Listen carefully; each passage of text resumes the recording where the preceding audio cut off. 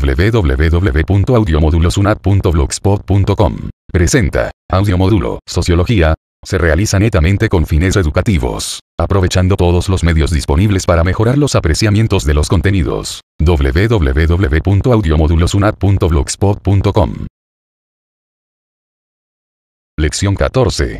Sociología de género. La sociología de género tiene como finalidad de construir y reconstruir los patrones culturales de lo masculino y lo femenino.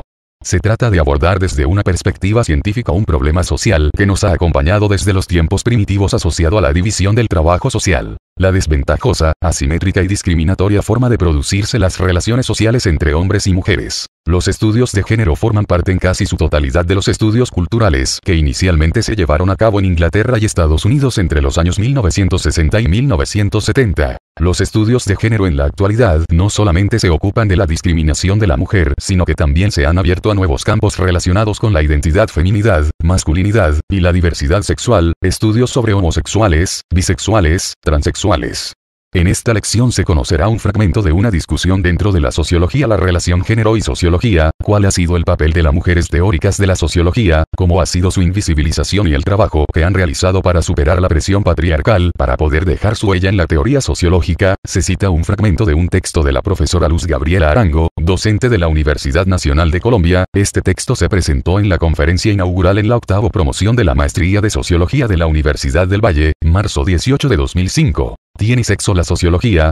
Consideraciones en torno a la categoría género. Resumen. El artículo aborda 3 posibles problemáticas que permiten articular género, sexo y sociología. La primera se refiere a la división sexual del trabajo sociológico y al carácter masculino o femenino de la disciplina, tomando como asunto para la discusión la construcción histórica de un canon masculino y el caso de Marianne Weber como socióloga fundadora excluida del mismo. La segunda plantea la pregunta por el estatuto de las categorías sexo y género en las teorías sociológicas. Para abordarlo presenta algunos desarrollos teóricos adelantados por la escuela feminista materialista francesa a partir de categorías centrales de la sociología. Finalmente, se relaciona el sexo o la posición en el sistema de género del sujeto objetivante con las condiciones de validez del conocimiento, tema que se aborda desde la óptica del conocimiento situado y el pensamiento feminista negro. Presentación. Mediante el título de esta conferencia buscaba, además de atraer o provocar, adelantar una reflexión, necesariamente incompleta, en torno a algunos de los problemas que relacionan la sociología y el sexo. He construido el texto en torno a 3 grandes conjuntos de preocupaciones presentes en la ya no tan corta historia de crítica feminista a las ciencias sociales y de formulaciones teóricas para analizar las relaciones sociales entre los sexos. El primero de ellos se pregunta si la sociología como disciplina hace distinciones de sexo entre quienes la practican, si se organiza internamente según jerarquías que distinguen a los sexos, si podemos caracterizarla como una ciencia masculina, femenina o neutra. En esta ocasión, abordaré solamente una de las dimensiones posibles en este conjunto de preguntas, la construcción histórica de un canon masculino de la disciplina, y presentaré a Marianne Weber como ejemplo de socióloga fundadora excluida de dicho canon. Un segundo conjunto de preguntas se refiere al estatuto teórico que tiene el sexo en la sociología. ¿Es una variable, una categoría de análisis, una noción de sentido común, un dato biológico? ¿Cómo se relaciona con la categoría género y qué estatuto tiene en las teorías sociológicas? Para abordar estas preguntas, me referiré a la escuela feminista materialista francesa y en particular a 2 de sus autoras más destacadas, Christine Delpy y Colette Guillaumin, para mostrar cómo producen alternativas teóricas que se inspiran y cuestionan a la vez, teorías sociológicas centrales. Ampliaré esta presentación identificando algunas de las tensiones entre esta escuela francesa y autoras anglosajonas. Lección 15. Preguntas de revisión. A continuación se presentan una serie de ejercicios de revisión que les ayudará en el proceso de adquisición de nuevos conceptos y revisión del aprendizaje logrado. 1. Con sus propias palabras construya el significado de la sociología y de su unidad de estudio. 2. ¿Qué diferencia existe entre la sociología y la historia como disciplinas científicas? 3. ¿Qué diferencia existe entre la filosofía y la sociología como disciplinas científicas? 4. Describa cuáles son las principales características de la ciencia y aplíquelo a la sociología. 5. Describa cuáles fueron los principales aportes de Augusto Comte a la aparición de la sociología como disciplina científica. 6. Crear cuadro donde se expongan las etapas de la sociología, evidenciando sus autores y escuelas y las propuestas teóricas en cada una de las etapas además del componente cronológico. Después de haber leído el capítulo 1 y 2, se organiza un cuadro donde se expongan las diversas etapas del desarrollo de la sociología desde el positivismo, hasta las propuestas actuales incluyendo las corrientes subjetivistas, destacando el nombre de la corriente, los representantes de cada una y las ventajas y desventajas de cada propuesta teórica. Utilice para ello el siguiente encabezado. Etapas y corrientes. Autor. Reseña bibliográfica y periodo. Principal aporte. Pro o contra de su planteamiento 7. Investigue en fuentes diferentes al módulo, de que se ocupan la sociología rural, la sociología urbana, la sociología jurídica, la sociología educativa y un autor de cada una de ellas. 8. Enumere 5 problemáticas de su entorno social, barrio, ciudad, país, trabajo, universidad, que tomaría como objeto de estudio para interpretar y proponer soluciones. 9. Enuncie 3 diferencias entre la sociología macrosocial, que analiza las estructuras, y la sociología microsocial en cuanto a la forma de analizar los datos y el método utilizado. 10. Desde su perspectiva personal elabore un escrito de no menos de 10 renglones, en el que exprese por qué es importante estudiar sociología para la carrera que estoy estudiando. Unidad 2. Sociología de la cultura. Introducción. La sociología de la cultura toca todos los elementos sociales, todas las disciplinas académicas tocan de alguna forma la cultura, la forma como se interpreta la realidad determina la forma como se entiende lo económico, lo administrativo, lo político, etc. En esta unidad se verá la relación entre lo cultural y lo social, cómo existen unas violencias simbólicas que ponen en la discusión pública las interpretaciones hegemónicas o de quienes tienen el poder. Se hace un análisis crítico de los estudios latinoamericanos realizados a partir de los estudios norteamericanos y europeos, ya que estos no dan cuenta de las realidades específicas de nuestros países. Consideran que lo cultural de nuestros países es lo folclórico, no las formas de interpretación o de construcción de la realidad. Se toma como base el documento elaborado por Neil y Richard. Se presenta también la relación entre lenguaje y cultura, cómo a través de las palabras se reflejan las relaciones sociales, las relaciones económicas y las relaciones de poder. También se incluyen los temas de globalización y cultura, globalización y desarrollo. Posteriormente se presentarán algunos elementos del documento de Miguel Ángel Ramón sobre la interacción social, desde la perspectiva del análisis del PAP solidario de la universidad. En las últimas lecciones se brindarán algunas herramientas de tipo metodológico para que los estudiantes comprendan cómo se elabora una investigación de tipo sociológico y lo pongan en práctica en la elaboración de su segundo trabajo colaborativo, en el que se enfatizará en la participación como una forma de encontrar soluciones a los problemas sociales que aquejan a nuestras comunidades. Objetivos de la segunda unidad. Describir los diferentes enfoques existentes sobre la sociología de la cultura. Discutir la relación existente entre el proceso de globalización y las relaciones culturales con el fin de identificar las diferentes maneras de abordar las problemáticas sociales. Identificar las diferentes maneras de abordar los problemas sociales desde las perspectivas cualitativas y participativas. Adquirir herramientas metodológicas que les permita abordar los problemas sociológicos de su entorno. Identificar las principales herramientas de recolección de información sociológica y las maneras de aplicarlas según los contextos. Integrar interdisciplinariamente los conceptos estudiados en el curso, para que sean capaces de elaborar y ejecutar propuestas de desarrollo, tendientes a mejorar la calidad de vida de las comunidades de su entorno. A fomentar la sensibilidad social de los estudiantes frente a los problemas de su entorno social y su compromiso solidario y participante en la solución de los mismos. Competencias de la segunda unidad.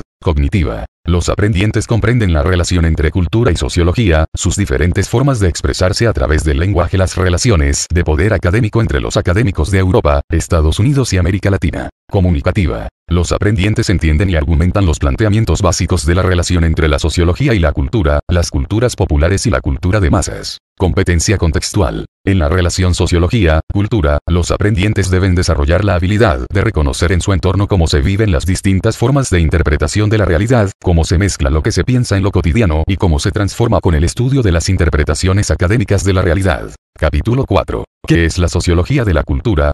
Lección 16. Definiciones de la cultura. En investigaciones concretas relacionadas con la cultura, una de las grandes limitaciones que se encuentran es la que se refiere a la diversidad de definiciones. La cantidad de conceptos existentes, aunque enriquece el marco de referencia, también es una dificultad en el momento en que los investigadores deciden adoptar un marco teórico para una investigación sociocultural. Una de las razones de ello radica en los condicionamientos externos, es decir, si se realiza una investigación en Alemania, no se puede trabajar con los mismos criterios de análisis que se utilizarían, por ejemplo, en un estudio cultural en Haití o en El Salvador, o en Colombia. Igualmente, dentro de las mismas sociedades, existen diferencias significativas en los grupos que la componen. Por ejemplo, si se realiza un taller comunitario con líderes barriales, grupos afrocolombianos y grupos de indígenas al tiempo, tendríamos una diversidad y una cantidad de particularidades especiales de cada grupo social, por lo cual tendríamos que tomarlas todas si quisiéramos elaborar una caracterización de la cultura colombiana. Se presentará una breve evolución del concepto. En la sociedad grecorromana, la palabra cultura significaba cultivar y hacía referencia a una tarea en la cual los hombres ponían a disposición sus vínculos y saberes cotidianos. En el siglo XVIII, con la Ilustración, el concepto de cultura se transformó de manera tal que se consideraba culto quien tuviera ciertos conocimientos, por lo cual esa designación era del predominio de los grandes filósofos, sabios o científicos de la época. Solo podía ser culto quien tuviera la posibilidad de acceder a la educación, a los viajes y a las relaciones sociales. Este concepto continuó en el siglo XIX, razón por la cual los antropólogos ingleses y franceses de la época calificaban las costumbres de los pueblos colonizados como irracionales y poco aceptadas por las sociedades europeas, porque solo se consideraba adecuado lo que ellos pensaban, lo cual se constituyó en el llamado eurocentrismo. Todos los diferentes a ellos se consideraban inferiores por tener costumbres míticas y mágicas alejadas de las propias. Posteriormente el concepto fue evolucionando en la medida en que los científicos sociales franceses, ingleses y norteamericanos entraron a analizar la vida cotidiana de los pueblos sometidos. La amplitud asignada desde entonces al concepto de cultura, lo que no es naturaleza, todo lo producido por todos los hombres, sin importar el grado de complejidad y desarrollo alcanzado, fue un intento de reconocer la dignidad de los excluidos. Se consideraron parte de la cultura todas las actividades humanas, materiales e ideales, incluso aquellas prácticas o creencias antes juzgadas manifestaciones de ignorancia, las supersticiones, los sacrificios humanos, las normas sociales y las técnicas simples de quienes viven desnudos en una selva, sujetos a los ritmos y los riesgos de la naturaleza. García Canclini, de lo primitivo a lo popular. Teorías sobre la desigualdad de las culturas, 1987, se pueden ver entonces diversas miradas, dependiendo del desarrollo y la evolución de las teorías científicas. Por ejemplo, el marxismo postula que existe una infraestructura, base económica, que condiciona la superestructura, lo ideológico, y que la primera determina a la segunda. El estructuralismo se interesa en cambio por las múltiples relaciones entre las estructuras y su unidad. Con el surgimiento de nuevas miradas también aparecen nuevos conceptos, así si se habla desde el marxismo, es importante entonces tener en cuenta la burguesía y el proletariado y la lucha de clases, pero si se mira desde el estructuralismo, entonces será necesario abordar términos como lenguaje, símbolos, significante, significado, semiótica, hermenéutica. García Canclini en el texto citado anteriormente afirma que todas las culturas, por elementales que sean, se hallan estructuradas, poseen coherencia y sentido dentro de sí. Aun aquellas prácticas que nos desconciertan o rechazamos, la antropofagia, costumbre de comer carne humana, la poligamia, costumbre que permite al varón tener varias esposas, resultan lógicas dentro de la sociedad que las acepta, son funcionales para su existencia. García Canclini, de lo primitivo a lo popular. Teorías sobre la desigualdad de las culturas, 1987, pag. 99. De acuerdo con lo anterior y a manera de conclusión, se puede afirmar entonces que la diversidad de conceptos respecto a la cultura, dependen en todo caso de la manera de analizar la realidad y de la concepción teórica que la sustenta, pero que básicamente es un conjunto de formas, valores, patrones, creencias y entendimientos propios de una sociedad específicamente limitada en espacio y tiempo, a través de los cuales se regula, se expresa, se comunica y comparte. Lección 17. Desarrollo de los estudios de la sociología de la cultura. La sociología de la cultura o los estudios culturales, son un campo de estudio que dan cuenta, de manera transdisciplinaria, mezcla de varias disciplinas, de los fenómenos culturales, reconoce múltiples actores e instituciones generadoras de significaciones sociales, develando las intencionalidades políticas y de dominación que existen dentro de estos procesos, que son impulsados desde centros hegemónicos de poder como la Iglesia, la escuela, el Estado, la familia, etc. y la forma como las sociedades mediáticas se han servido de los medios masivos de comunicación, para llegar a un mayor número de sociedades, convirtiéndolos en los mayores transmisores simbólicos. Los estudios culturales o la sociología de la cultura, permiten también, contraponer los procesos culturales de lo local, lo regional y lo global. El reconocimiento de los estudios culturales, como un campo de investigación se da a partir de la creación del Centro de Estudios Culturales Contemporáneos de Birmingham, Inglaterra, en 1962, aunque estos se venían desarrollando desde mucho tiempo atrás. En este centro se reconocen varias líneas de investigación dentro del campo de la sociología de la cultura. Una es la que representan E.P. Thompson y Raymond Williams, desde una aproximación marxista y crítica, donde su principal punto de discusión es frente a la posición marxista ortodoxa de la estructura-superestructura, ya que lo económico era lo que determinaba tanto el desarrollo económico como la ideología del individuo. El concepto principal que manejan estos autores es el de materialismo cultural 11, en el cual se pone de presente que los sistemas de significación producen a los sujetos y cambian la historia, y que no son solamente es el reflejo de las condiciones sociales de producción, como lo planteaba el marxismo desde su determinismo económico. Las investigaciones del Centro de Birmingham se centraron en la discusión del concepto de cultura.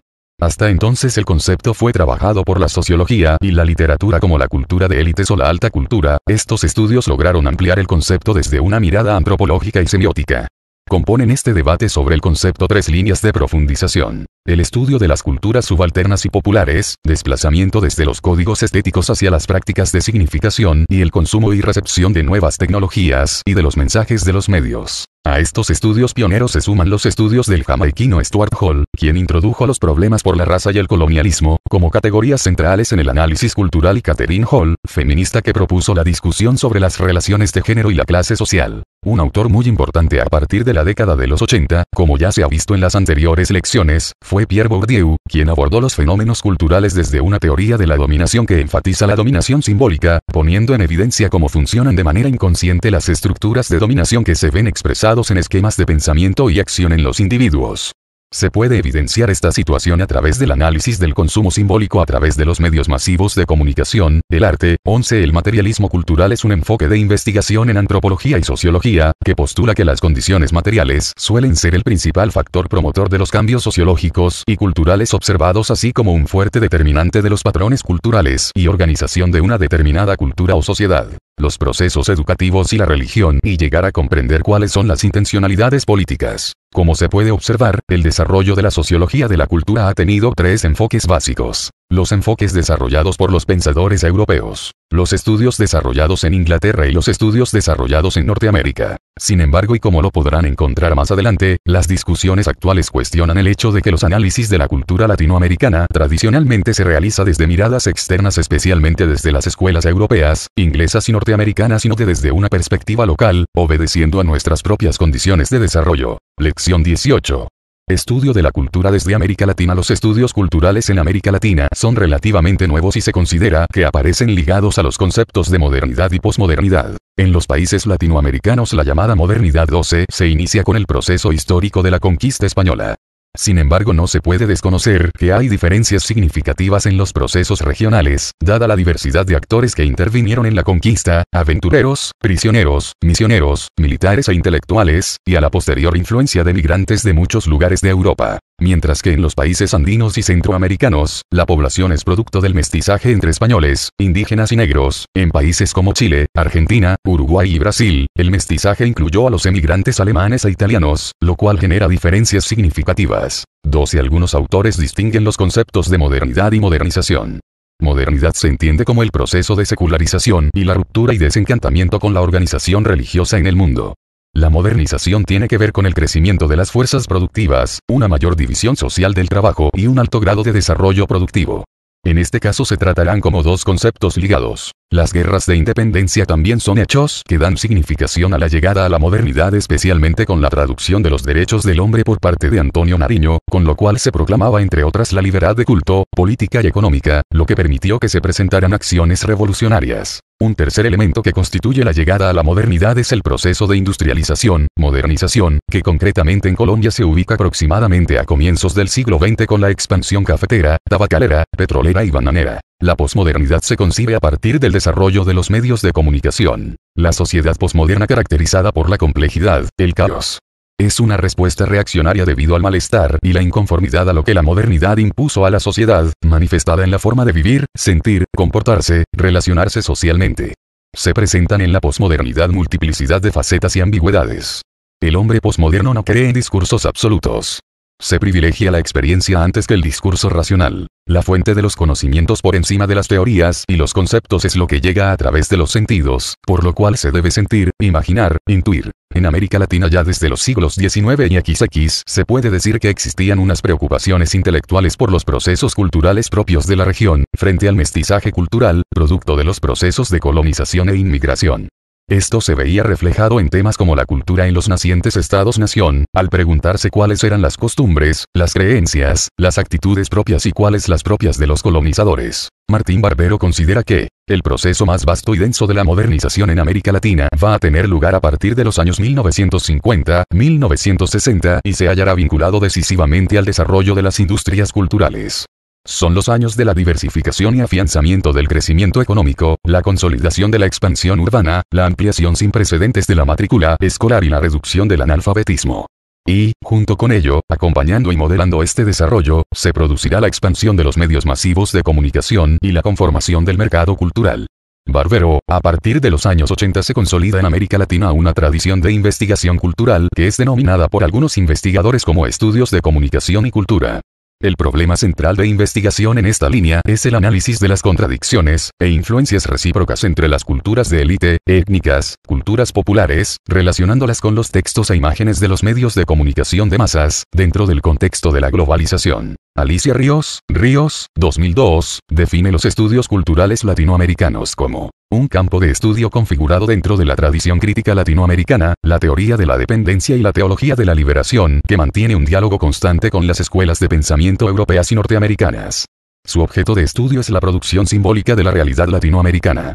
Estos estudios generalmente son interdisciplinares porque son realizados por autores de muchas disciplinas como la antropología, la sociología, la filosofía, la comunicación social entre otros. Entre los autores más representativos en América Latina, se encuentran Jesús Martín Barbero y Guillermo Zunquel, quienes tienen una fuerte influencia de la Escuela Británica, José Joaquín Brunner y Néstor García Canclini con influencia de los estudios de Pierre Bourdieu. José Joaquín Brunner ha trabajado los problemas de significación política y la reflexión posmoderna en la región. También es importante resaltar la obra de Ned y Richard en cuanto a sus aportes para la interpretación de la cultura política de los pueblos. Lección 19. Otros conceptos y maneras de abordar el tema de cultura. Peter Berger nació en Viena en 1929. Complementó sus estudios secundarios en Londres y en 1949 migró a Estados Unidos. Entre 1963 y 1970 desarrolló ampliamente su concepto sobre la cultura y la realidad social. Influenciado por Thomas Luckmann y Alfred Schutz, el autor aplica la fenomenología a las ciencias sociales. La sociología fenomenológica se centra en los significados que las personas comparten intersubjetivamente y que también están objetivados por una serie de creaciones culturales. Berger ve en la cultura constantes biológicas y ambientales propias de la condición humana. Hace una comparación entre los animales y el hombre. Los animales nacen con instintos altamente especializados. Su mundo está predeterminado por sus instintos, por lo cual nacen como seres completamente acabados. Los seres humanos, por el contrario, nacen con una estructura no especializada, su mundo es abierto en el cual debe actuar para construirlo. El ser humano es entonces inacabado, por lo cual debe interactuar con su entorno, ambiente, y con otros hombres. El autor explica que los individuos construyen la realidad en su proceso de socialización en tres momentos. 1. Externalización. Es el proceso por el cual el hombre se vuelca al mundo. Las personas construyen aquello que no encuentran en su constitución biológica. Construyen su mundo con sus formaciones socioculturales y psicológicas. Berger, 1986, pag. 35. Lo anterior significa que los seres humanos dan sus propios significados a la realidad que los rodea. 2. Objetivación. En este momento los seres humanos consideran que su entorno es algo que está allí independiente de sí mismos. Cuando la persona empieza a crecer, quienes apoyan su proceso de socialización le dicen qué es lo que debe hacer o no hacer con base en lo que sus antepasados también les dijeron a ellos. 3.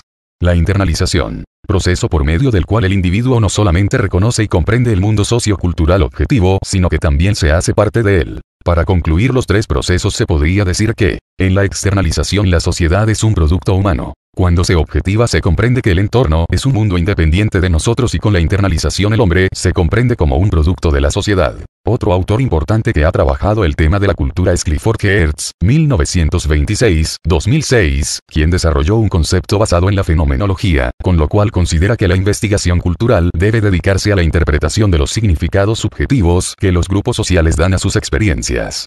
Con ello se quiere significar que si se va a realizar un estudio cultural es necesario analizar los esquemas culturales que cumplen funciones de ordenar, codificar y dirigir la vida de los individuos.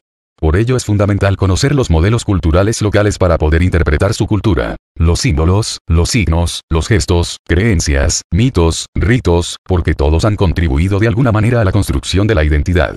Clifford Geertz, basado en la teoría de los sistemas, considera que el sistema general, la sociedad, está compuesto por otros subsistemas que a su vez se pueden descomponer en otros de orden inferior y que para comprender la sociedad en general se deben analizar los subsistemas. Por ejemplo, si vamos a estudiar el estado de salud de la población afro-residente en el valle, es necesario en primer lugar definir específicamente qué área de la salud estudiar. Desnutrición en los niños o cáncer de mama en las mujeres, etc. Para hacer el estudio entonces sería necesario consultar varios subsistemas, a saber, medio ambiente, religión, economía, políticas del Estado, infraestructura física, entre otras. Lección 20. Globalización académica, estudios culturales y crítica latinoamericana. En esta lección se presenta un extracto de un documento elaborado por Neil y Richard en el cual hace una fuerte crítica a los estudios latinoamericanos que se han realizado desde una perspectiva que no tiene en cuenta las condiciones específicas de las formaciones sociales latinoamericanas, sino obedeciendo a esquemas extranjeros. Neil y Richard, licenciada en Literatura Moderna, Universidad París IV La Sorbonne, directora de la Revista de Crítica Cultural, Santiago de Chile, y del Diplomado en Crítica Cultural, Universidad Arcis. Directora del Programa Postdictadura y Transición Democrática en Chile de la Fundación Rockefeller, 1997-2000. Directora de la serie Crítica y Ensayos de la Editorial Cuarto Propio en Santiago de Chile.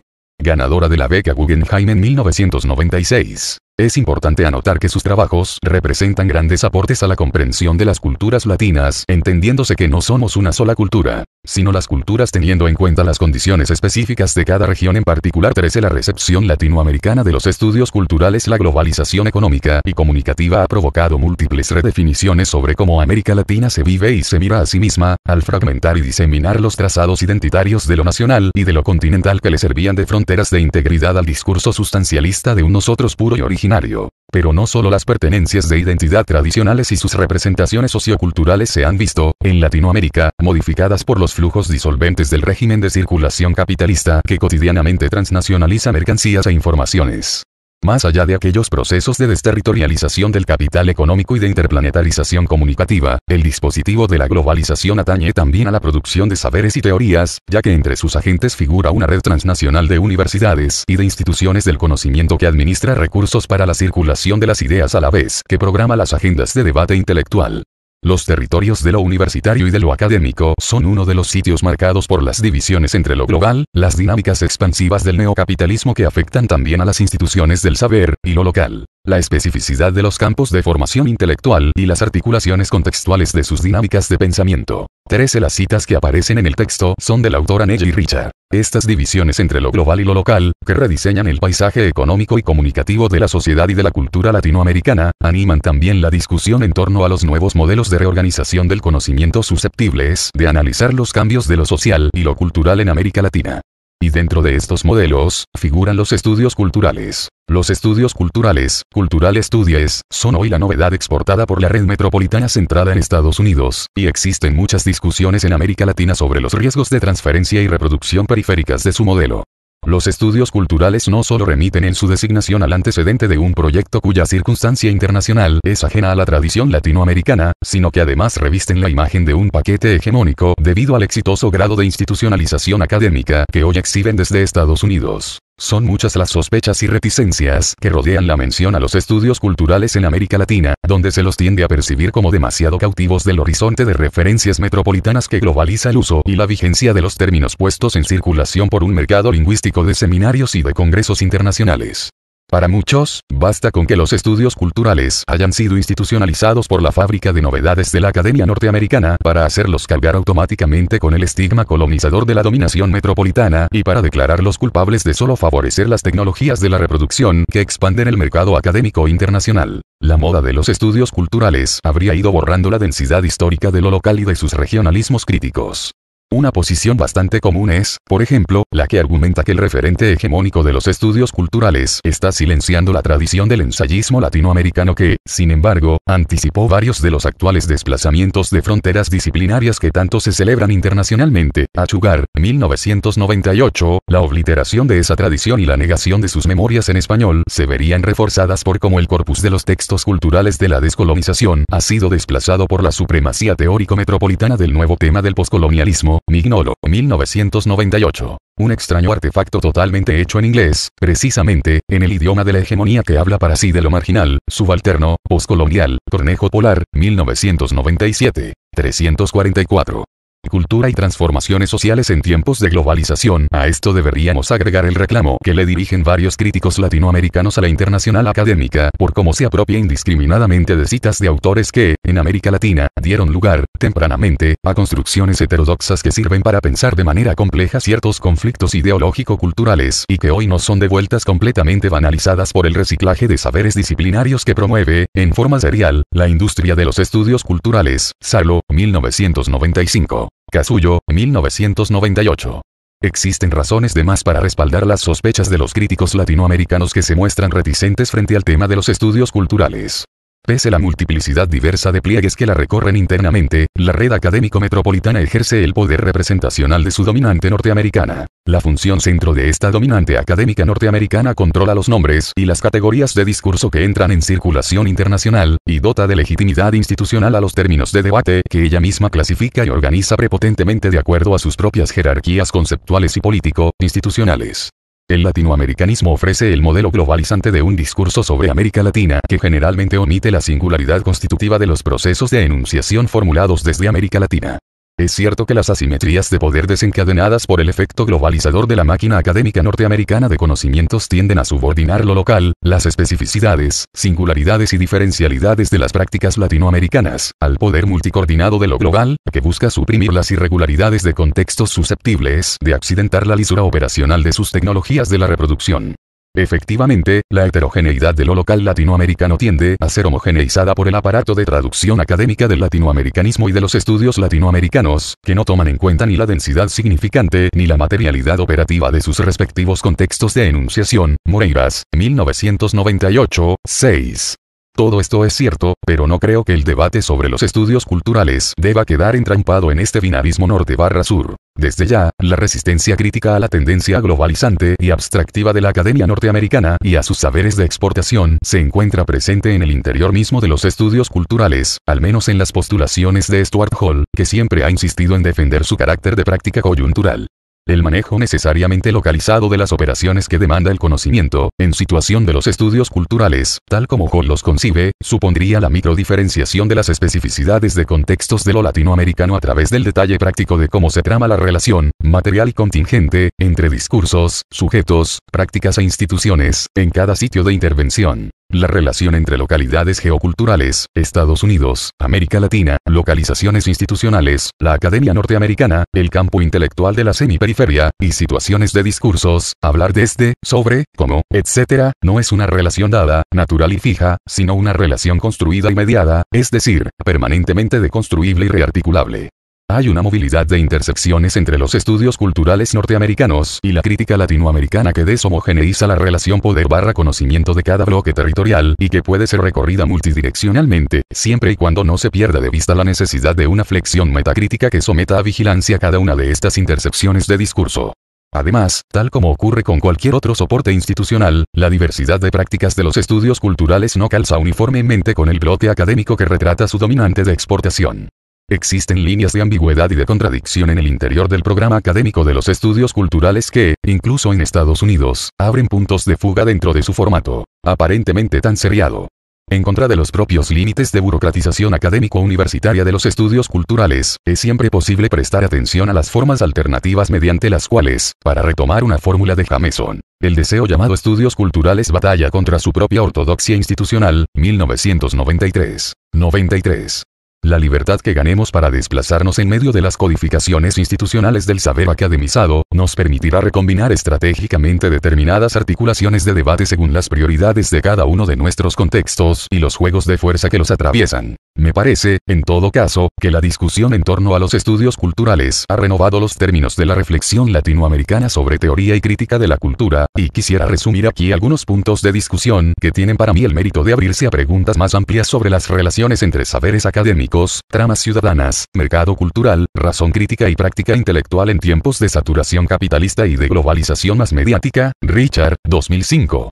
14. Capítulo 5. Las culturas populares y la globalización. Lección 21. ¿Qué se entiende por cultura popular? Como se pudo ver en las lecciones anteriores, para poder caracterizar una sociedad desde su cultura existen diferentes enfoques, diferentes metodologías, pero, en lo que todas estas posiciones convergen es en la necesidad de estudiar la cultura desde sus propios contextos, desde sus localidades y buscando interpretar aquello que en su mundo subjetivo se quiere significar y teniendo en 14 las citas en el documento son propias del autor. Cuenta el entorno tal como el medio ambiente, la ubicación geográfica, el clima, la economía, la política, las costumbres y valores. Por ello no es igual si se analiza la cultura costeña del norte con la cultura costeña del Pacífico. Tampoco es igual la cultura de los afrocolombianos residentes en el Chocó y la de los afrocolombianos residentes en el Valle, a pesar de tener similitud en sus ancestros. La cultura no es estática, es dinámica y se transforma continuamente. Hoy más que nunca con el acelerado proceso que se lleva en donde la noticia de ayer es historia para hoy. Se denomina entonces como cultura popular, la forma como desde diferentes grupos sociales, indígenas, campesinos, afrocolombianos, barrios, etc., se interpreta el mundo que los rodea y expresan su relación con las instituciones, los procesos de producción y sentido de sus prácticas.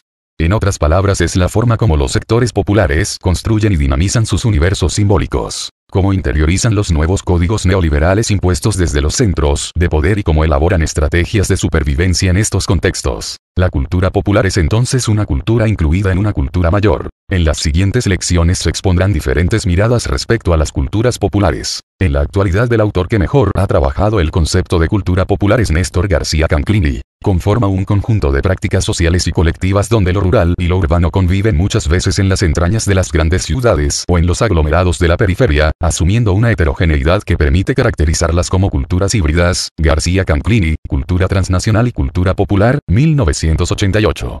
Con la anterior definición se reconoce entonces que existe una heterogeneidad en las culturas populares, por lo cual es indispensable la comprensión de cada grupo social en particular con sus especificidades.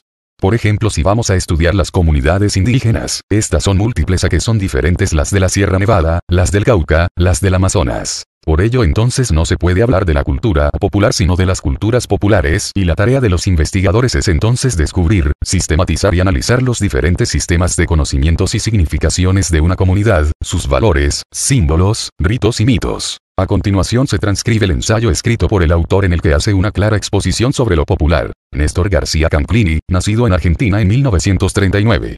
Estudió letras y se doctoró en 1975 en la Universidad Nacional de La Plata y, 3 años después, con una beca otorgada por el CONICET, se doctora en la Universidad de París.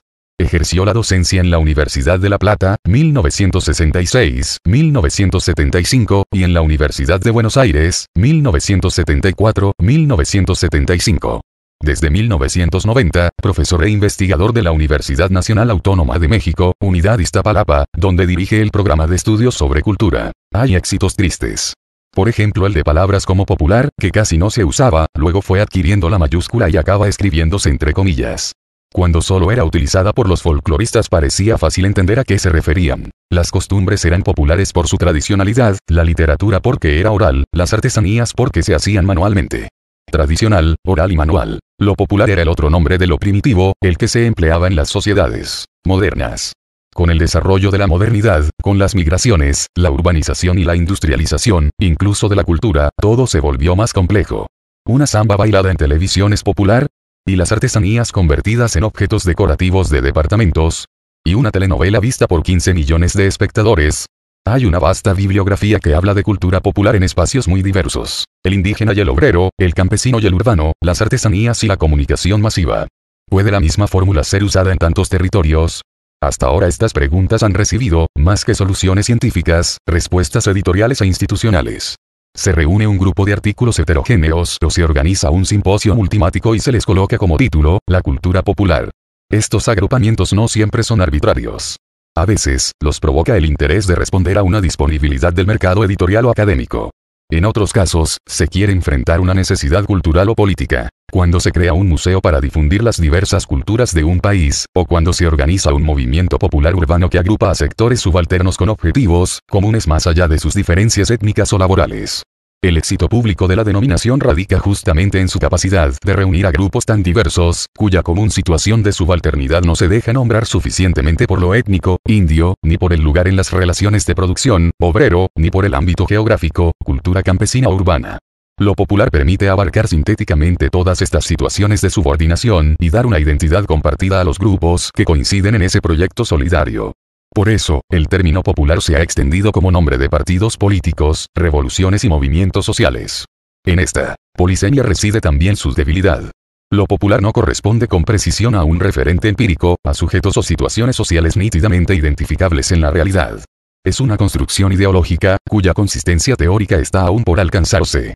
Es más un campo de trabajo que un objeto de estudio científicamente delimitado. No obstante, debiéramos poder plantear el problema científico con cierta independencia de las presiones y los intereses históricos que condicionan excesivamente las maneras en que las ciencias sociales se interrogan por lo popular. No estamos pretendiendo una imposible asepsia del discurso científico respecto del entorno en que es producido, circula y se usa. Si bien ninguna práctica social puede desentenderse enteramente de su contexto, pensamos que una propiedad de trabajo científico es volver visible y discutible, y por tanto un poco más neutralizable, la relación entre su discurso y las condiciones en que se engendra. Para encarar la crisis actual de la teoría sobre la cultura popular, uno de los problemas claves es la divergencia entre dos tendencias científicas opuestas, la antropología y los estudios sobre comunicación. Hay que preguntarse por qué se desarrollaron separadas, con estilos de trabajo tan distintos. Señalaremos brevemente los rasgos propios de cada paradigma y sus modos de ocuparse de lo popular.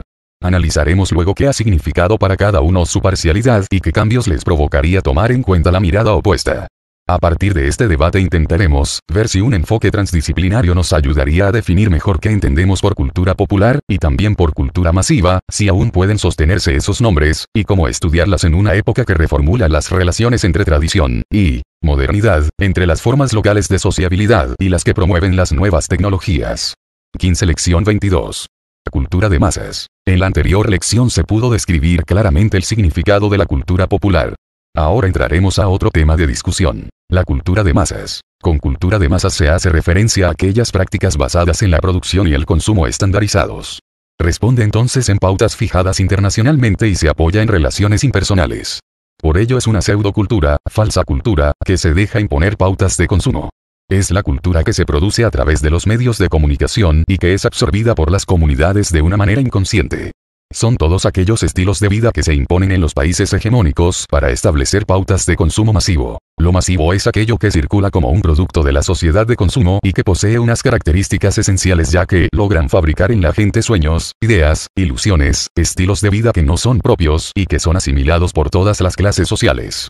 Es un instrumento de consolidación y mantenimiento de las estructuras de poder. Lo masivo no solamente se circula por los medios electrónicos. Está también en los cuerpos de quienes usan la moda, en la televisión, en las empresas que los distribuyen, en las marcas, en la publicidad. Con la cultura de masas se pretende homogenizar a toda la población en el entendido que todos podemos ser iguales porque todos podemos acceder a los bienes que se nos ofrecen. 15 Artículo consultado en http://www.infomerica.org/documentos/pdf/garcia/canclinium.pdf. La realidad es que con todos estos estilos de consumo impuestos a través de los medios de comunicación se están enmascarando los verdaderos problemas de la sociedad, no contribuye al auténtico desarrollo humano por cuanto las personas creen que su propio desarrollo está determinado por la posibilidad de tener antes que ser. El elemento que en este caso determina un cambio sustancial es la educación pues, en la medida en que los sectores populares toman conciencia de sus realidades, encontrarán nuevas vías para relacionarse con la sociedad actual, dejando la pasividad y la aceptación de su condición. Lección 23. Cultura y medios de comunicación. Para iniciar esta reflexión sobre los medios de comunicación, primero hay que empezar a entender cuál es su papel y a partir de allí cómo podemos ver el proceso de la dominación simbólica, cómo actúa y cómo se transmite entre los ciudadanos, sin volver a la teoría de la aguja hipodérmica, en la que todo lo que los medios transmiten les llega directamente a los receptores sin una reflexión crítica o por lo menos sin pasar por los sistemas de interpretación propios dados por el contexto cultural, político, social, de género, etc. Para esto en el texto de Jorge Iván Bonilla Apuntes sobre medios de comunicación, esfera pública y democracia, se encuentra una discusión actual que es: ¿cuál es el papel de los medios de comunicación en la construcción de lo público, espacio donde se discuten desde las distintas posturas sociales, políticas, culturales y de género que país quieren los y las ciudadanas? Para Jorge Iván el papel de los medios de comunicación está en la visibilización de los diferentes temas sociales que han ido rompiendo la agenda pública, esto es, por el derecho a la palabra pública, por hacerse oír y por dejarse ver. Bonilla, 2005. Lo anterior ha impuesto una pregunta fundamental, y que se articula con los planteamientos de Bourdieu desde el lenguaje y es, ¿sobre qué está permitido hablar? Y reforzándolo con Bourdieu como está permitido hablar sobre los hechos sociales. Los medios de comunicación, desde la imprenta, la radio, la televisión y ahora Internet, se han convertido en arenas, ámbitos y actores fundamentales en la transformación de la vida pública de sociedades modernas. Bonilla, 2005, pág. 59. Estas transformaciones las relaciona Bonilla con las interpretaciones simbólicas sobre la realidad, que no nacen en el ayer sino que son procesos de larga duración. Por ejemplo, en el cambio de la monarquía al Estado, el papel de la prensa fue fundamental, porque cambiaron los referentes simbólicos de poder, se pasó de centrarlo todo en Dios y el monarca, a los poderes centrados en los hombres, con aquel ideario liberal que identificó el papel político de la prensa escrita no solo con el declive de los centros de poder simbólico, provenientes del trono de la Iglesia, sino con el compromiso del interés común, y del debate público, y con la creación de símbolos y sentimientos de identidad nacional, vinculados a las nuevas comunidades imaginadas, asociadas a los emergentes estados, nación europeos del siglo XVII y XVIII. Bonilla, 2005, pág. 51. En el caso de este curso se revisa el papel de los medios de comunicación como un espacio fundamental del proceso de socialización cultural, entendiendo los medios como entes no aislados, sino como parte de la articulación de varias instituciones sociales que construyen un sentido común social para la interpretación de la realidad. Aquí se debe analizar cuál es esa articulación entre medios y la interpretación hegemónica de la realidad, que si bien no es entender a los receptores como pasivos, sí es ver cómo se refuerzan las interpretaciones sociales entre la familia, la iglesia, la escuela, el Estado y ahora los medios de comunicación. En cuanto a los medios de comunicación, hay que superar la mirada común de entenderlos como solo espacios de información y de recreación para entrar a problematizar su papel en la construcción de sistemas de interpretación de la realidad, cuáles son sus relaciones con el poder político, económico, social y cultural, no solo en lo que tiene que ver con su sostenimiento como medio de comunicación, sino como su función mediadora responde también a una articulación con esos poderes. Pierre Bourdieu, en su libro sobre la televisión, habla del campo del periodismo y el político, que si bien son campos autónomos, la incidencia del campo del periodismo sobre el político hace que los agentes de este último tengan algunas ventajas en su lucha de dominación del campo al aparecer o no en los medios. Diría yo que la forma como aparecen en los medios es lo que facilita un movimiento dentro del campo político, aunque los agentes comprometidos en el campo periodístico y el político estén en una relación de competencia y de lucha permanente si el campo periodístico esté en cierta medida englobado dentro del campo político en cuyo seno ejerce unos efectos muy poderosos. Estos campos comparten el hecho de estar muy directamente y estrechamente colocados bajo el efecto de la sanción del mercado y del plebiscito. Bourdieu p. Sobre la televisión, 2002, para el caso colombiano vemos a los agentes políticos dentro de una dicotomía amigo-enemigo, la cual se podría evidenciar en los medios de comunicación por la forma como aparecen los agentes del campo político, el con que se citan para opinar sobre los hechos políticos y particularmente frente al conflicto político colombiano. Hay fuentes oficiales que tienen hoy una posición de legitimidad frente a la opinión y unas fuentes que han tendido a desaparecer o sus apariciones son esporádicas y no dan un fuerte contraste a las fuentes oficiales. Esto da la sensación de legitimidad de un discurso sobre otras posturas que también existen en el campo político. Para Pierre Bourdieu, esto es la violencia simbólica responde a la desigual distribución del capital lingüístico y cultural estableciendo un sistema de censuras que reproduce la dominación en el campo simbólico, traduciendo la lucha de clases en un sistema de intercambios comunicativos. El lenguaje como institución renueva la estructura dominante de distribución desigual del capital cultural, legitima la desigualdad, naturaliza la exclusión y participa en la reproducción del orden social, imponiendo la violencia simbólica, induciendo códigos, pero otorgando, a la vez la fantasía de la libertad, la creación y el mérito individual. 16. Hablar de este habitus de interpretación es reconocer que hay una forma hegemónica de interpretación de la realidad social, política, cultural de género etc., que les es muy favorable para seguir tanto en el poder local, regional y ahora global. Una vez reconocido se debe tratar de cuestionar esa naturalización de la interpretación, buscando esas otras formas de interpretación simbólica que existen y tratar de posicionarlas, como ha ocurrido con una subversión del lenguaje al darle al lenguaje un espacio a las formas de denominación femenina que al principio tuvo una gran resistencia, pero poco a poco se ha ido imponiendo ampliando los marcos de interpretación. Otro autor que llama la atención sobre el papel del lenguaje, que no solo es el escrito, sino también el verbal y el no verbal, en la construcción de la realidad es Macallay, quien manifiesta que el lenguaje surge en la vida del individuo mediante un intercambio continuo de significados con otros significantes. Un niño crea, primero su lengua infantil, luego su lengua materna, en interacción con ese pequeño corrillo de gente que constituye su grupo significativo.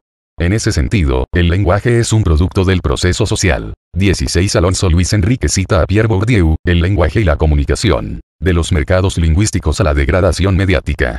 www.una.es/puresoc/es/c/textos.htm. Un niño que aprende el lenguaje aprende al mismo tiempo otras cosas mediante el lenguaje, formándose una imagen de la realidad que está a su alrededor y en su interior. Durante ese proceso, que también es un proceso social, la construcción de la realidad es inseparable de la construcción del sistema semántico en que se haya codificada la realidad. Allidai, 2001. Dentro del estudio de la comunicación, es importante reconocer el papel de la construcción de sentido de los productos que comunicamos, cómo los recibe el receptor y qué hace con ellos, cuál es la intencionalidad con la que se construyen los mensajes a través de la palabra, de la escritura, del sonido o de la imagen.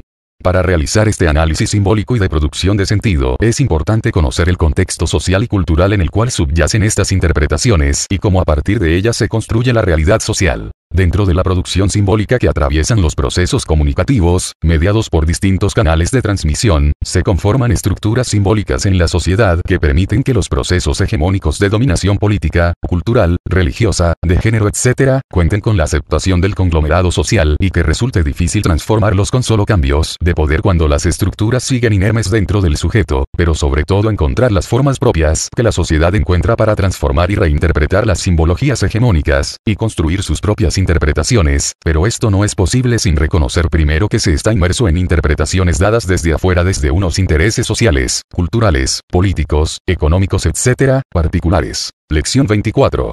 Globalización y consumo. Néstor García Canclini presenta en su obra Consumidores y Ciudadanos un análisis desde lo cultural, diciendo que el valor simbólico de consumir lo nuestro estaba sostenido por una racionalidad económica. Consumir bienes y marcas extranjeras era un recurso de prestigio. En el modelo de la globalización la distinción entre lo propio y lo ajeno, dice Canclini, ya no guarda mucho sentido cuando se compara un Ford montado en España. García Canclini, 1995, Pag.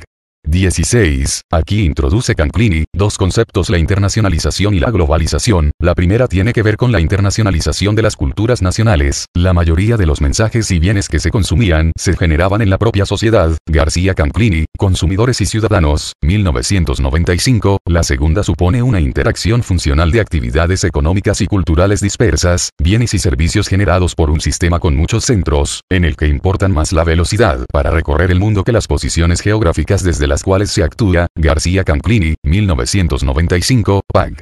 16. Es a través de los medios de comunicación, de la industria cultural que se ve la velocidad de interpretación del mundo, donde en un mismo espacio pueden converger formas de interpretación tradicionales, modernas y posmodernas sobre los fenómenos sociales. El consumo para García Canclini es un espacio de disputas por aquello que la sociedad produce y por las maneras de usarlo.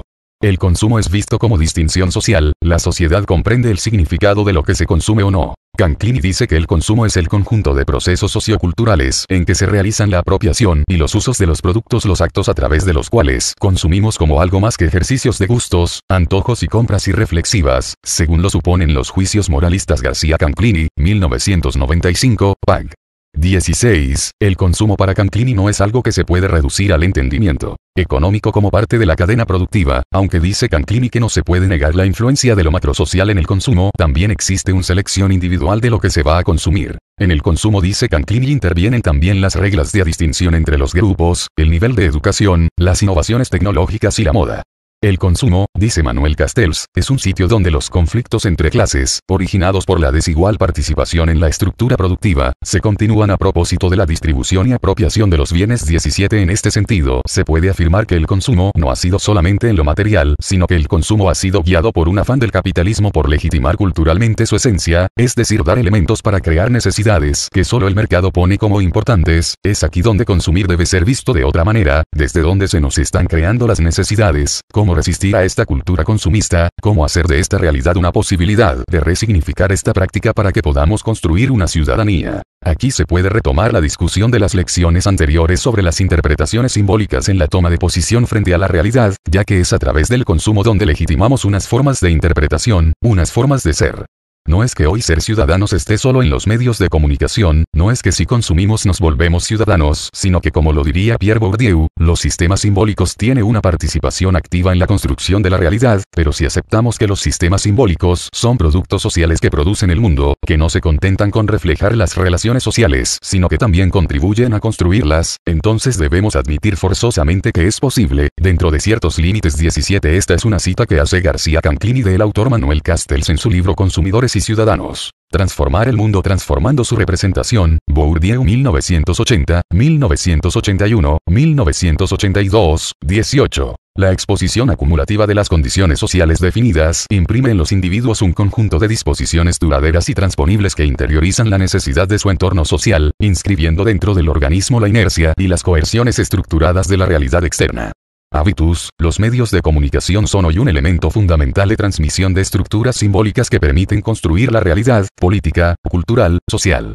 Los sistemas simbólicos no son meros instrumentos de conocimiento, también son instrumentos de dominación, ideología para Marx. En su calidad de operadores de integración cognoscitiva, promueven por su propia lógica, la integración social de un orden arbitrario. La relación entre consumo y ciudadanía la expone Canclini desde autores como Pierre Bourdieu, entre otros, en las cuales se muestran que en las sociedades contemporáneas la racionalidad de las relaciones sociales se construye más que en las luchas por los medios de producción y la satisfacción de necesidades materiales, en la que se efectúan para apropiarse de los medios de distinción simbólica. García Canclini, 1995, aquí entra la propuesta más fuerte de Canclini desde la perspectiva del consumo como un espacio cultural más que económico, y plantea que hay un acuerdo social en el sentido en la comunidad sabe racionalmente qué significa tener o no un objeto de consumo. Aquí ve el potencia del consumo Canclini, comprar objetos, colgárselos, en el cuerpo o distribuirlos por la casa, asignarles un lugar en orden, atribuirles funciones en la comunicación con los otros, son los recursos para pensar el propio cuerpo, el inestable orden social y las interacciones inciertas. 18. El autor Juan Loic cita a Pierre Bourdieu en Respuestas, por una antropología reflexiva. Página 22. Con los demás. Consumir es hacer más inteligible un mundo donde lo sólido se evapora. García Canclini, 1995, pág. 48. Dice Canclini que el consumo es un proceso en el que los deseos se convierten en demandas y en actos socialmente regulados. Los gustos de los sectores hegemónicos tienen esta función de embudo, desde los cuales se van seleccionando las ofertas externas y suministrando modelos político-culturales para administrar las tensiones entre lo ajeno y lo propio. En los estudios de consumo cultural en México, encontramos que la falta de interés de sectores populares en exposiciones de arte, teatro o cine experimentales, no se debe solo al débil capital simbólico con que cuentan para apreciar estos mensajes, sino también a la fidelidad a los grupos que pertenecen. García Canclini, 1995, pág. 49. Para que se convierta el consumo en un espacio político, dice Canclini, se debe pasar de pensar el consumo como un mero ejercicio de intercambio económico, de intercambio de mercancías, sino como parte de interacciones socioculturales más complejas. Retomando la discusión sobre el capital simbólico, el campo académico es un espacio rico para este estudio, y que es a partir de allí que se define qué es válido para estudiar y qué no, y que marca el consumo académico. La autoridad que ejerce el centro como facultad simbólica procede de las investiduras de autoridad que lo habilitan para operar como función centro, es decir, como punto red que opera un número infinito de sustituciones de signos. La autoridad teórica de la función centro reside en ese monopolio del poder, de representación, según la cual representar es controlar los medios discursivos que subordinan el objeto de saber a una economía declarada superior. García Canclini, 1995, pág. 5.